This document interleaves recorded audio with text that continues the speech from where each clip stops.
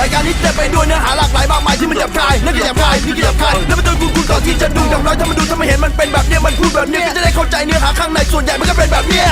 ไม่ได้ทำมาเพื่อเหมาะสมกับคนตัวเล็กๆไอ้ที่มันเด็กๆไอ้ที่มันยังเล็กไอ้ที่มันยังไม่เข้าใจเลยว่าอะไรมันเป็นยังไงตัดสินด้วยตัวเองยังไม่ได้ทางรายการจึงขอวอนให้ผู้ปกครองมาช่วยเช็ค